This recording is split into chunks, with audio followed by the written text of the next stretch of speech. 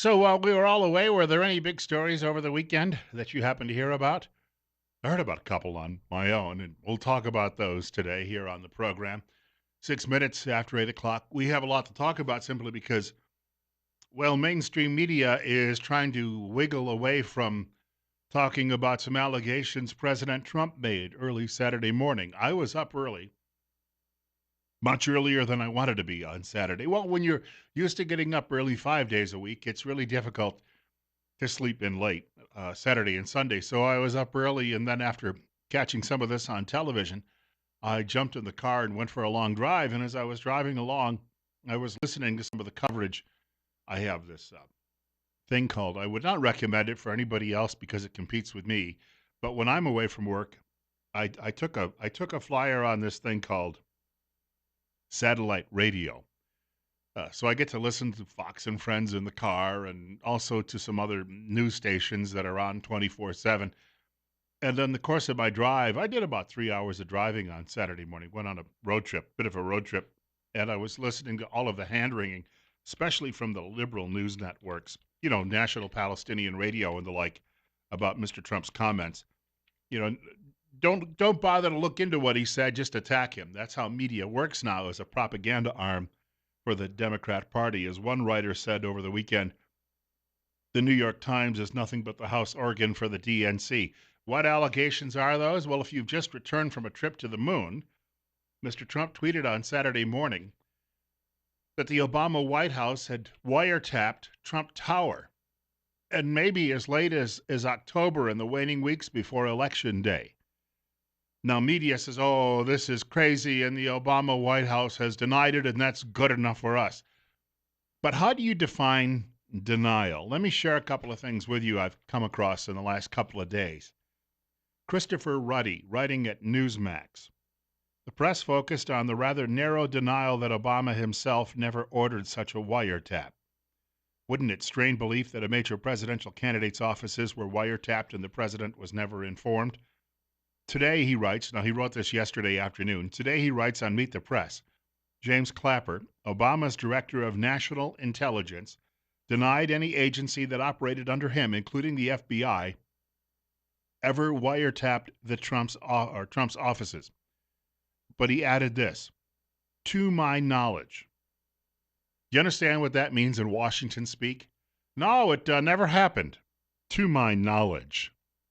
I'm leaving myself a little escape here, so this is what's going on. They're beginning to parse the words.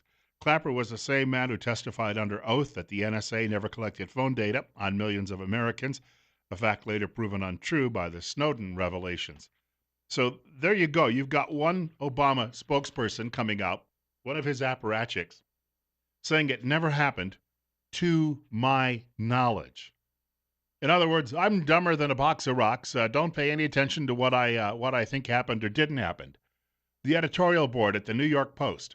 The Post is not what you'd call among the flaming liberal papers that dominate New York City and the East Coast. The writers say from the day Trump won election, his foes have waged a by any means necessary campaign to overturn the results. Officials, that would be people working in Washington in the bureaucracy, Obama-era holdovers, have broken the law and leaked what they hoped would be damaging details. Groups tied to Obama have stirred up angry protests against Trump and other Republicans. The writers say that critics say Trump's wiretap claim is baseless, but what is truly lacking in solid evidence is the claim that there was some sort of collusion between Trump or his aides and Russian officials to hijack the election. Team Obama has a record of abusing power for political gain, as when the IRS targeted conservative groups. But wait, there's more. This comes from pjmedia.com, the writer Roger L. Simon. And he says, if I were a Democrat, I'd be afraid. I'd be very afraid. It seems the tapping of some sort actually occurred because it was virtually acknowledged in tweets from Obama speechwriter Jon Favreau, who sprang to action only hours after Trump tweeted. Favreau wrote, quote, I'd be careful about reporting that Obama said there was no wiretapping. Statement just said that neither he nor the White House ordered it, unquote. So in other words, somebody like Loretta Lynch could have had a conversation with Mr. Obama, and he could have said, yeah, it'd be nice to know what Donald Trump is saying now, wouldn't it? Ha, ha, ha. And she'd say, yes, sir, it would. And then she'd go out and do it. And then she'd come back and say, looky, looky what we did. Now, they didn't find anything. If they had, you would have heard about it by now. But they didn't. It reminds me a bit of, did you ever see the movie Beckett? That's based on an old play, but it was made into a movie about 50 some odd years ago with Richard Burton and Peter O'Toole, where the two of them have a falling out. Thomas Becket becomes the Archbishop at Canterbury, and King Henry, played by Peter O'Toole, they have a falling out. And Henry gets loaded one night at dinner. For those of you who might think that that's a little too tender, drunker than a skunk. How's that? He gets drunk at dinner, and then he throws his goblet and says, "Well, nobody rid me of this low-born clerk or cleric, I guess it may have been." Translations seem to differ. And with that, some of his knights slipped out the back door, and they went back to England. King Henry had lands in France. He was at France at the time. The four knights, they went back to England, and they murdered the archbishop in the cathedral. Well, Henry could later say, I didn't order them to do that. I was just venting, and they took me at my word for it. This writer says Kevin Lewis, a spokesman for the former president, had almost simultaneously declared, quote, neither President Obama nor any White House official ever ordered surveillance on any U.S. citizen, unquote. And Mr. Simon writes, ordered, that's what we used to call plausible deniability and now is known as a wiggle word. And he says Trump wants this possible surveillance to be investigated along with the rest of the supposed Russia mess. The little that's left to do is to be cleared up. Meanwhile, that Democratic Party House organ, the New York Times, is reporting that James Comey himself wants the Justice Department to issue a denial that such a wiretap ever existed, or so the paper's sources, and he puts sources in quotes, say. Of course, the Times itself saw it differently only a couple of months ago when it comes to Comey. Would an attorney general in the case of Loretta Lynch, he writes, normally inform the White House of a decision to go to a FISA court, that's like a star chamber, to a FISA court for approval of the tapping of a political presidential opponent? Did Ms. Lynch so inform the White House? Was there any discussion of this decision between the White House and the Department of Justice? Why did the Justice Department decide to go back to the FISA court in October for a second try at approval? And then the writer goes on to say this, and WikiLeaks already revealed Obama's extensive use of wiretaps. It happens to be a long list. 8:14, Bill Colley with you. Now, this is a little long, but all of this seems to have come from a segment on Mark Levin's syndicated radio show last week. So Levin was invited yesterday to make an appearance on Fox and Friends early yesterday morning, and he had a lengthy segment. It was 10.5 minutes long. This is lengthy. I'm going to share 3 to 3:15, I think maybe 3.5 minutes of this with you as well. I want you to take a listen. I know it's long, but Levin is asked a question by Pete Hegseth, one of the hosts of the program, and he starts breaking it down. Now, I'm giving you just in this 3.5 minutes a partial list of newspapers that he compiled this from and other news sources and came to this conclusion. I should also point out he's rather being tongue-in-cheek sometimes when he calls some of these publications conservative. It's a little bit of sarcasm. Take a listen. Street. Two separate sources with links to the counterintelligence community have confirmed that the FBI sought and was granted a Foreign Intelligence Surveillance Act court. This is spying. In October, giving counterintelligence permission to examine the activity of, quote, U.S. persons in Donald Trump's campaign with ties to Russia. Let me go on. This isn't me. They say the first FISA request, sources say, named Trump, was denied back in June, denied by the court. But the second was drawn more narrowly and was granted in October after evidence was presented of a server possibly related to the Trump campaign and its alleged links to two banks. Now, sources suggest that a FISA warrant was granted to look at the full content of emails and other related documents that may concern U.S. persons. Now, I know people are hung up with Trump's word wiretapping. Well, how'd they get access to this server information? Does it really matter if it was wiretapping, electronic surveillance, or whatever it was? Exhibit 2, The Guardian, a well-known right-wing British paper. Here it is.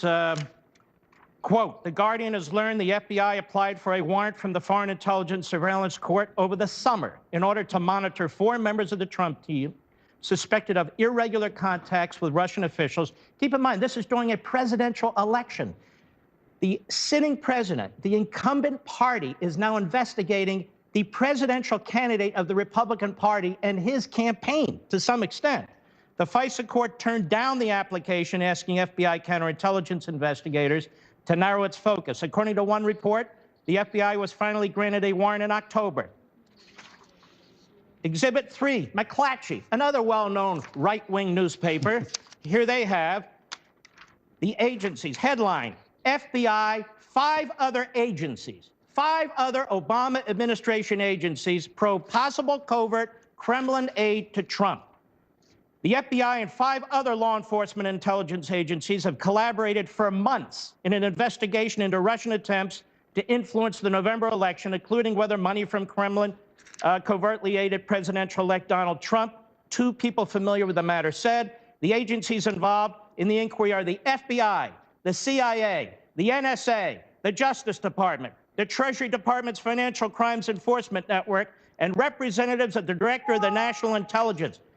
Are you telling me Barack Obama didn't know what was going on in 6 agencies? As you go on, how are you? Okay, keep going. I'm not done. I need to make the case because the media seems to be confused about their own reporting. New York Times, another well-known liberal outlet, intercepted Russian communications, part of inquiry into Trump associates, January 19. The FBI is leading the investigations, aided by the NSA, the CIA, Treasury Department's Financial Crimes Unit. The investigators have accelerated their efforts in recent weeks, but have found no conclusive evidence of wrongdoing. Listen to this. One official said intelligence reports based on some of the wiretap communications have been provided to the White House. This is the New York Times, another right-wing outlet. 4. Another right-wing outlet, Let's continue. Now, that went on for another 7 minutes. That was 3.5, just under 3 minutes and 23 seconds to be precise. It went on for another 7 minutes where Levin was listing all of these stories, and it doesn't take a rocket scientist to sit down and link them all together and see what was going on here. 8:18. Bill Colley with you on Top Story on News Radio 1310 KLIX and newsradio1310.com. Want to thank you for joining us this morning. Just a quick note, Wednesday, between 8:30 and 9 o'clock, we're going to be joined in studio by Dr. Jonathan Tripp from Tripp Family Medicine right here in Twin Falls, located on Fillmore Street, directly across from the main post office. An unusual half hour with Dr. Tripp this week. Instead of the doctor or one of his associates coming in with a topic on a various illness or a medical issue, we're asking you, what's bugging you? No pun intended after the discussion we just had. But what is ailing you? In other words, the doctor is here just to take your calls and answer any questions you may have about a health issue. That's coming up Wednesday. And remember, life's too short not to feel good. We've got more on this subject of wiretapping at Trump Tower coming up in just a moment, and other ways the Democrats are trying to weasel out of this with the language they're using when it comes to dealing with mainstream media. I was going through some of the lists from the morning shows yesterday on the alphabet networks. The handsome Martha Raddatz was sitting in on ABC's This Week for former Clinton White House apparatchik George Snuffleupagus. And she asked a question of former White House spokesman Josh Earnest. He worked for President Obama during Obama's last few years in office, about the possibility that there had been spying on the Trump campaign. And his response was, we were all patriots in the Obama White House, which wasn't an answer to the question that she had asked. She didn't ask if they were patriots or not. So you would have thought she would have pounced at that. Instead, she smiled. Oh, it's so good to talk to you again. Oh, I wish I could rub your boss in all sorts of places. We love him so much here in the media. Let me genuflect. 8:23, Bill Colley with you on Top Story. News Radio 1310, KLIX and newsradio1310.com. You might be seeing a lot of these people on the American left running for cover soon if what Trump has said bears. Hey, they'll do him a favor if they don't bother to look into it. If media won't look into it, we can always have the doubt out there, and that's only going to help Trump among his strongest supporters. It's 27 right now. Bill Colley with you on Top Story. There may be some light snow today. Just a quick note.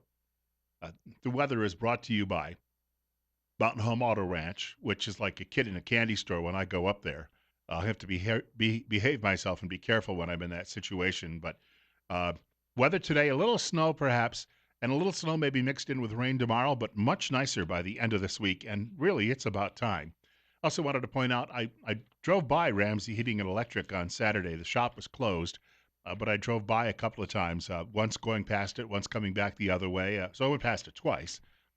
The pros at Ramsey Heating and Electric, if you're getting to the end of winter now and you're having, we've had to put the heating units through some paces, haven't we? So if you've been doing that and your furnace needs a little work, call the pros at Ramsey Heating and Electric. They'll come out and they'll get the job done right. They'll get it done right the first time. Problem-free, cozy winters are found at Ramsey Heating and Electric, 2600 Overland Avenue in Burley. The telephone number is 678-0459. That's 678-0459. Ramsey Heating and Electric, where they sell warm winters and cool summers. Coming up on 825. So this is Josh Earnest speaking with Martha Radish from over there at ABC News. And he doesn't exactly issue a denial, and he deflects to Trump. Take a listen to what he has to say here. I think that this is very, very real. The fact is, even when I was in government, I was not in a position of being regularly briefed on an FBI criminal or counterintelligence investigation. The White House, no one at the White House, including the President of the United States, should be in a position in which they're trying to influence or dictate how that investigation is being conducted. President Trump is working very hard to try to distract the American public and the news media from the growing scandal about why his administration and why he himself has, at best, not been forthcoming about their talks and their ties with Russia. Now, if we have all of these people, and we've already been told by media in the last few weeks that the Obama administration had gathered a lot of intelligence on Mr. Trump and then sprinkled that all through the intelligence agencies as a way to sort of get the word out, to diffuse the discussion. And yet nobody has found the smoking gun. Eric Erickson over at The Resurgence says if you look back on the history of this, whenever Mr. Trump has a really good week in media, all of a sudden new allegations come up about some involvement with the Russians. And it seems to pop up out of nowhere. So he had a great speech the other night. Everyone acknowledged that. And then within a few days, and he actually gives dates and times here. But he said if indeed they'd found anything, they would have gone before the election was certified with Congress or the Electoral College voted and presented it. But they didn't. They found nothing. It gets worse. There's a U.S. Senator from Delaware by the name of Chris Coons. I knew the man when I worked there. We used to call him Senator Lightbulb Head. If you ever saw him, you'd know he looks like an old incandescent light bulb, or that Edward Munch painting, The Scream. He's got this great big chrome top, and he's about 4.5 feet tall as well. He was speaking with Fox News Sunday, and if you again take a listen to the splitting of hairs and the wording, and see if you can come up with any reasonable explanation here of what's going on. But this deserves full investigation. And the larger point, I think, I will agree with Senator Cotton on, is that it's in the best interests of our country for us to move forward promptly and get to the bottom of all of this. I believe that no president should ever directly order an intercept or a wiretap on an American citizen. That's not what our system provides. You have to go in front of a judge and get a warrant in order to conduct a wiretap. So one of two things has happened here. Either President Trump has inappropriately released classified information and was himself the subject of a court-ordered wiretap, or, and I think this is a very remote possibility, there was some inappropriate actions by the previous administration. In either case, it doesn't help our country for this to all be worked out on Twitter. It ought to be worked out in a full, fair, prompt, and thorough investigation, whether by the Senate Intelligence Committee, if they can get to the bottom of this, or by a special prosecutor. Now, did you see there? He said, well, if the Obama White House, and I don't believe they did it, but if they did do it, it would be inappropriate. And if Mr. Trump knows they did it and he's talking about it, then he's really not being very nice by spilling the beans on classified information. But if you heard Mark Levin earlier, Mark Levin said it's already been reported in mainstream media numerous times, and he cited the examples. Chuck Schumer essentially said the same thing on one of the morning shows yesterday. So what they're doing is they're setting up their own defense. And they're trying to claim that in the long run, when this actually blows up on the Democrats, they're going to say, well, I never really denied it. I said, well, as far as I know, or I said, well, it would be wrong if Mr. Obama had done it. And so now they're trying to deflect the blame to Donald Trump, but they're also covering their own bottoms. A nicer word to use there. CYA, cover, or CYB in this case, cover your bottom. Short break ahead. Bill Colley with you on Top Story this morning on News Radio 1310, KLIX, and newsradio1310.com. If I could, I'm going to tell you, in fact, about my friends at Waddell & Reed for a moment here in Twin Falls. It's an investment firm that's been in business now 80 years. One of the oldest firms to offer mutual funds, and in fact, Waddell & Reed owns and manages 2 mutual funds. They'll invest your money by a conservative nature. These are people, obviously, who know what they're doing, having been in business since 1937. They'll help you build proper expectations. Waddell & Reed will build plans around your needs and your goals and help you manage the money. And at Waddell & Reed, they take planning personally. It's 8:30. Bill Colley with you on Top Story. Randy Staples will join us in about 15 minutes right here on News Radio 1310, KLIX, and newsradio1310.com. I wanted to point out we do have Randy Staples from Idaho Weekly Briefing coming along in just a few minutes. If you saw his weekend column, he was writing about how crowded the race for governor in Idaho actually happens to be getting. We have at least 3 Republicans now announced, and we may have a 4th. Who knows, maybe even a 5th. And the Democrats obviously will contest that race coming up next year. 8:34, Bill Colley with you on Top Story on News Radio 1310, KLIX, newsradio1310.com. We're at 28, on our way probably into the low 30s today. It's not going to be a terribly warm day today. It's going to be blustery and all, and you will probably have to deal with a little bit of snow, just an annoyance mainly. And then we'll start seeing the weather moderate toward the end of the week. And as I mentioned earlier, weather update brought to you by Mountain Home Auto Ranch. As I said, one of my favorite places to go, just simply because, well, let me put it this way. It's a good thing I wasn't born rich. I'd have to have my entire, I'd have to have probably a 20-car garage. I mean, it would be, and I wouldn't be able to stop there. 736-0300, the telephone number to reach our program today. Once more, that's 736-0300 on News Radio 1310, KLIX, and newsradio1310.com. You're on Top Story with Bill Colley. Go ahead. Well, I would think that this evidence that's out there, Levin has brought up, so compelling that it's, hard for anybody to deny it, including this twisted media. But then, if I'm not mistaken, it was the end of last week or this weekend, Lindsey Graham was front of a crowd talking about how he was concerned about the allegation of wiretapping by Trump. And I'm going, between McCain and Graham, you'd just like him to drown in the damn river because, they're just disrupting. They're such egotistical jerks. And I just say to myself, the people out here voted for something, and we're seeing it occur, and these disruptors, wherever they are, whether or not it's Chaffetz from Utah, who I thought was so, such a good man. Last week I had a couple of friends ask me what the heck happened there. I just, and you get, on Friday, Rush Limbaugh had a lady call in. She was livid, she said, well, we all are, because let's face it, if you think about all of the good things that Trump has done just in the 2 months with all this resistance, and you say to yourself, again, who is believing this? The people that voted for Trump, that number is growing. The people that are starting to have more faith in Trump is growing. These people, like Bill O'Reilly said, he says they are literally destroying themselves because, well, they have one play in the book, I guess.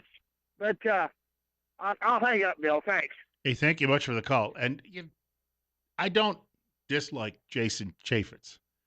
I do, on the other hand, think that he's like a lot of Republicans who fear the media more than they fear their constituents. Why, I don't know. And I think what he does is periodically raise his finger in the air to see which way the wind is blowing. Well, when he was when he was the place kicker at BYU years ago, he had to do that before he kicked to see which way the wind was blowing. He does it in politics as well. I'm telling you, they are so cowed by the editorial board at the New York Times, or even the Deseret News, I guess, in Chaffetz's case. Yet again, I don't think that's a very liberal newspaper, but they're so cowed by what a news. Who the heck bothers to read these op-ed pages any longer? Well, the politicians read them to see what's being said about other politicians or about themselves, but the average guy out there out on the street, the average voter, doesn't pay any attention to that. You know, the overwhelming majority of people, our caller mentioned Rush Limbaugh. Only about 10% of the radio audience during any given day when he's on the air is listening to his program.